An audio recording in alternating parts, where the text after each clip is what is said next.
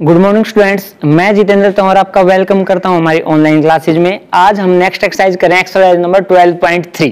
ठीक है, properties of quadrilateral की एक्सरसाइज नंबर 3 है। आपका फर्स्ट क्वेश्चन है एबीसीडी जे रोम्बस, आपको गिवन है एबीसीडी कोई रोम्बस है, find measure of angle ADC, आपको कोई एडीसी एंगल फाइंड आउट करना है। Given that angle BAC is equal to 55 degree, तो एंगल बीएसी क्या है 55। पहले इसका डायग्राम ड्रॉ करते हैं, उससे समझ में आएगा कि करना क्या है। देखो सबसे पहले हम एक रोम्बस बनाते हैं, A B C D. ABCD एक रोम्बस ली, इसके डायगोनल्स ड्रॉ कर दिए हमने। ये एसी है, ये क्या हमारा बीडी। ठीक है, ये डायगोनल ड्रॉ कर दिए। मान लो ये ओ पे इंटरसेक्ट करें।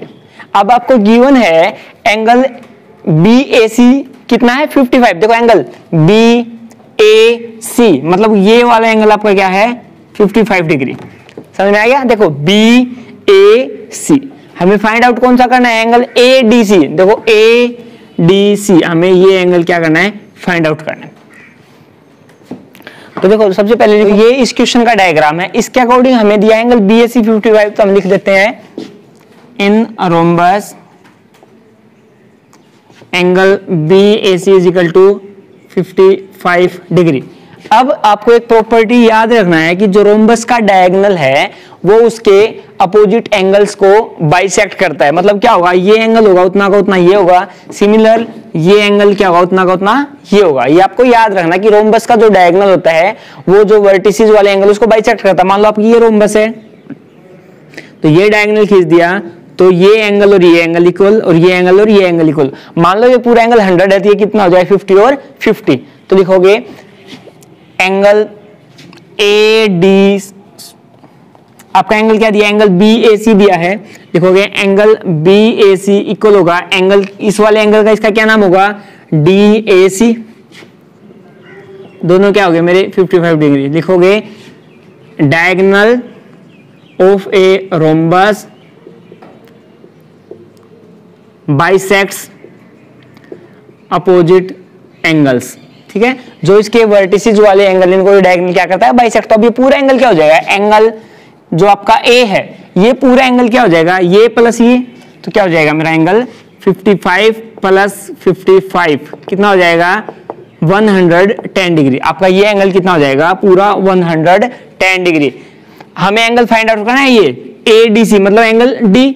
अब देखो आपको एक प्रॉपर्टी पता है, कोई भी लगातार दो एंगल हो, एडजेसेंट एंगल हो, उनका सम 180 होता है रोम्बस में। तो लिखोगे angle A plus angle D is equal to 180 degree, sum of any two adjacent angles of a rhombus is 180 degree. ये प्रॉपर्टी हमने बताई थी आपको। तो देखो ये एंगल 110 है, डी हमें फाइंड आउट करना किसके इक्वल हो गया 180। एंगल डी क्या आ जाएगा 180 माइनस का 110, जो एंगल डी हुआ क्या आ गया आपका 70 डिग्री। ये क्या हो गया आपका फाइनल आंसर। फिर देख लो एक बार कैसे किया। आपको ये एंगल 55 दिया था, तो जो ये डायगोनल है ये इस एंगल को बाइसेक्ट करता है, तो ये 55 तो ये भी कितना होगा 55। ये प्रॉपर्टी आप याद रखोगे तो ये पूरा एंगल कितना हो गया 110। अब इसका और इसका सम कितना होता है 180, क्योंकि दो आपके एडजेसेंट एंगल होते हैं उनका सम क्या होता है 180 डिग्री। अब इन दोनों में से इसकी वैल्यू पता थी, इसकी वैल्यू हमें क्या हो जाएगी फाइंड आउट हो जाएगी। नेक्स्ट क्वेश्चन आपका ABCD is a rhombus whose diagonals intersect at O। ABCD कोई एक रोम्बस है जिसके डायगोनल O पे इंटरसेक्ट करें। तो हम पहले डायग्राम बनाते हैं।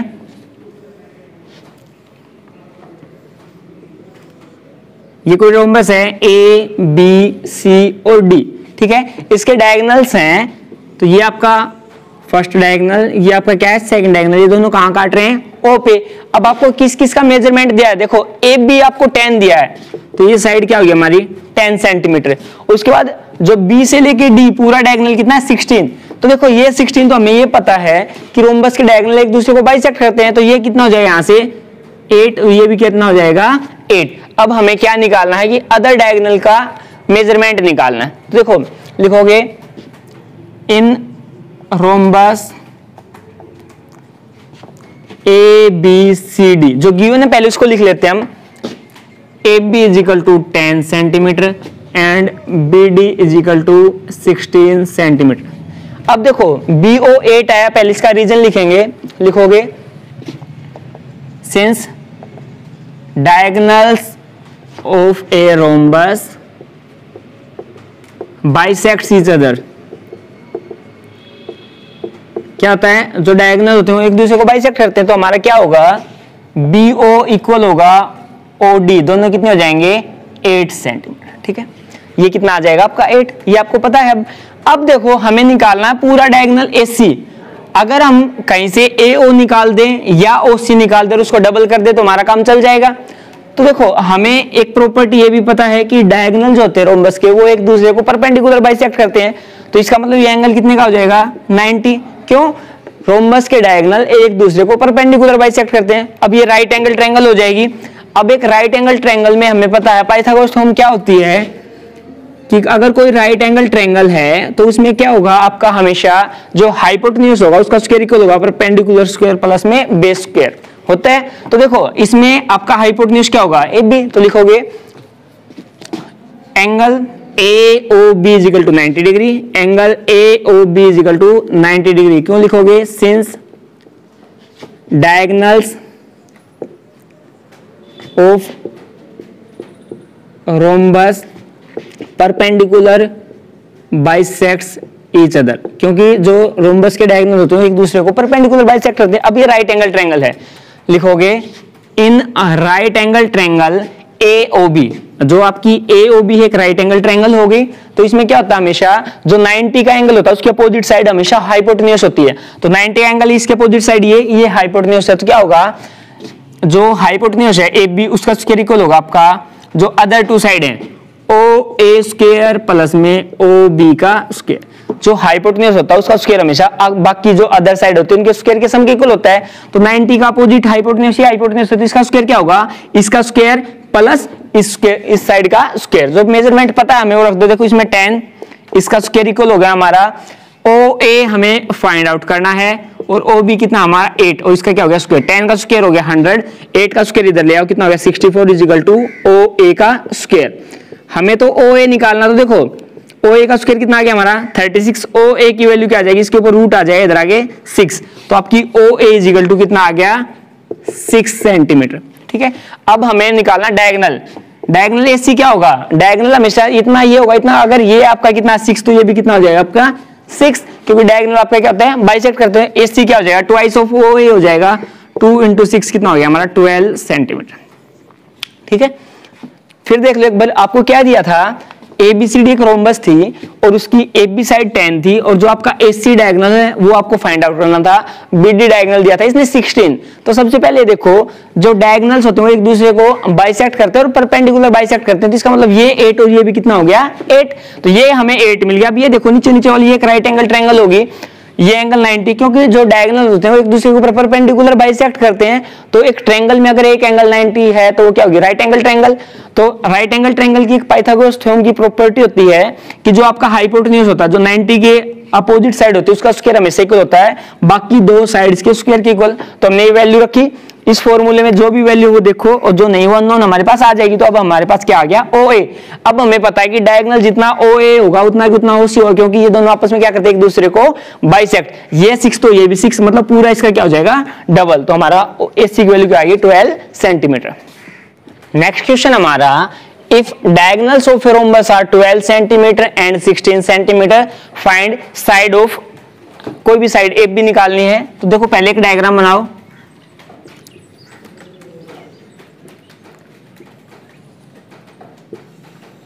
देखो इसका नाम ले लेते हैं हम ABCD। अब इसके डायगोनल्स क्या है 16 और 12 हैं। देखो हमें पता है डायगोनल्स एक दूसरे को बाइसेक्ट करते हैं राइट एंगल पे, तो ये एंगल तो सारे 90 90।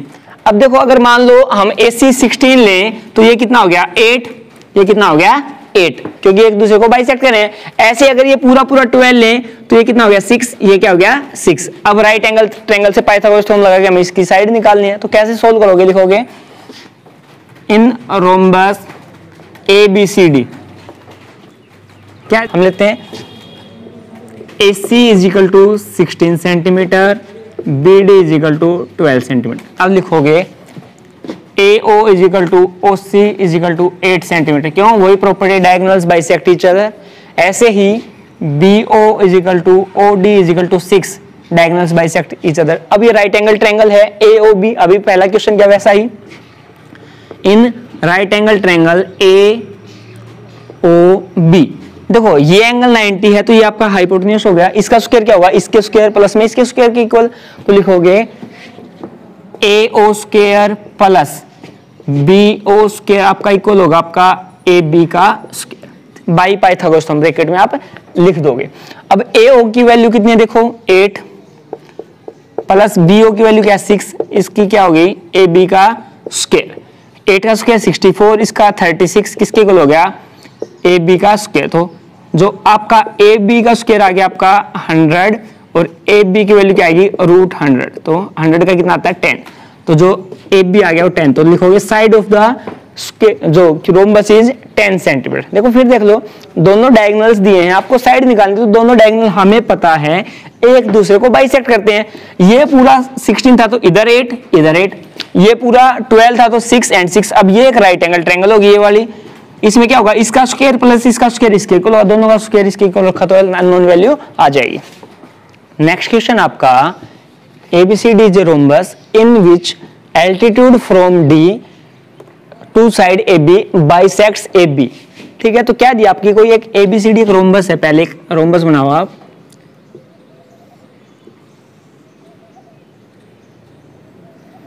ठीक है, ये कोई आपकी रोम्बस होगी ABCD। अब इसमें क्या दिया है कि जो D से एल्टीट्यूड है, D से हमने एल्टीट्यूड डाला, ठीक है, AB पे ये AB को क्या करा बाइसेक्ट करा, तो मान लेते हैं ये पॉइंट क्या है C तो आ गया, इसको ले लेते हैं हम E, ठीक है, ये इसको बाइसेक्ट कर रहा है, एल्टीट्यूड है तो पहली बात 90 का एंगल बनाएगा, बाइसेक्ट कर रहा है तो मतलब ये होगा उतना उतना, जितना A होगा उतना यहाँ पर क्या होगा AB। हम क्या करते हैं इसका डायगोनल खींच लेते हैं, हम डायगोनल ले लेते हैं इसका BD। अब देखो सबसे पहले ये एल्टीट्यूड है मतलब ये 90 का एंगल बना रहा है और हमें तो इसके सारे एंगल्स निकालने हैं, तो लिखोगे इन रोम्बस